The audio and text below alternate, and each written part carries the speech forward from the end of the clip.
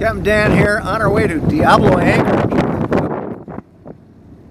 Diablo Anchorage, not surprisingly, is right at the foot of Diablo Peak and Diablo Point, right over here. Diablo Anchorage is only a few miles from Fry's. Fry's is full. Diablo is a pretty decent alternative. It's good up to about 20 knots, 25 knots. Now, the secret to getting into Diablo is finding that 70 and the 80-foot rock and lining up with them and taking them right down the channel. You'll see them here in a minute. Keep Diablo Point on your left hand at about 150 yards. Aim for the islets when you're coming from the east. Coming from the west, you'll give the islets a 100-yard berth or so. Okay, we're going to head in here. It's very deep at the entrance, 70 feet or so, shallows up to 50 feet, and then it rapidly goes down to about 25. We would anchor, put our stern anchor in about 20 feet of water, pull forward the entire length of our stern rod, drop the hook next to a cave that I'm going to point out when we get in here. Okay, we're getting pretty close now.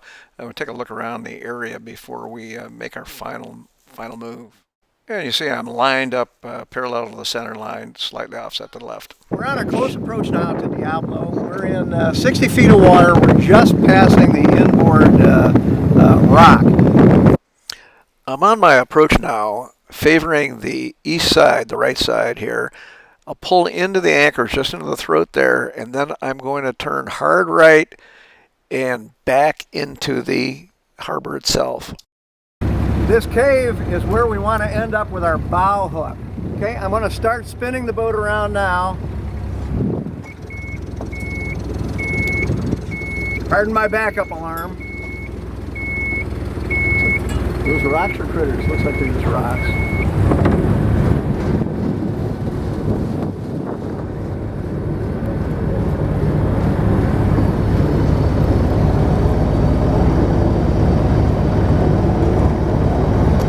This is roughly high tide, and we're in about 20 feet of water right now. It'll shelve up to about 15. The tidal range today is about 3 feet, so we could drop our hook in as little as 15 feet of water.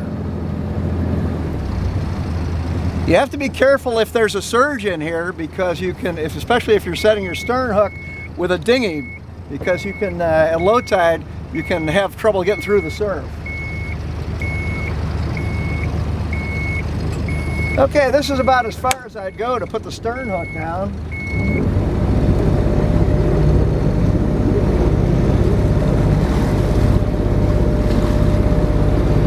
And we've got 6 feet under the keel right here, so I'd come forward a little bit before I drop the hook.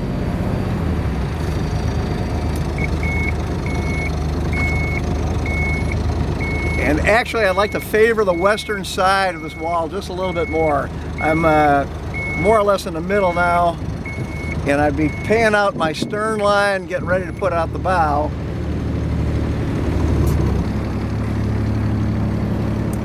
And we would drop our bow hook forward of the cave here, not quite at the point that's just coming up. And then we would settle in between the two, taking out the slack. This would be a real trick to do it by yourself. This is definitely a two-man operation.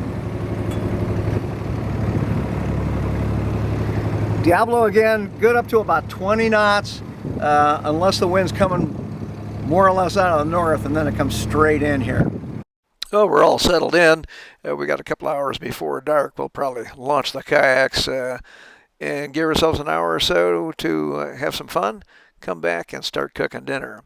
Now you can see that the exit from Diablo is pretty narrow. So this is a place that you must ensure that you've got a breakout plan. You need to know exactly the heading that you want coming out of here, because if it starts raining, visibility is reduced.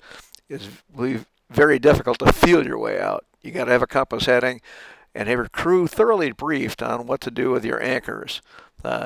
If it comes down to it and you're getting pretty well rattled, tie off the stern anchor and put it on a buoy and float it and come back and get it tomorrow. Well, if you've got any questions about anchoring at Diablo Anchorage or sailing in the Channel Islands in general, give me a call, Captain Dan, at 805-750 7828, or check out our cruising guide at sailchannelislands.com. Hats off to our staff. See ya on the water.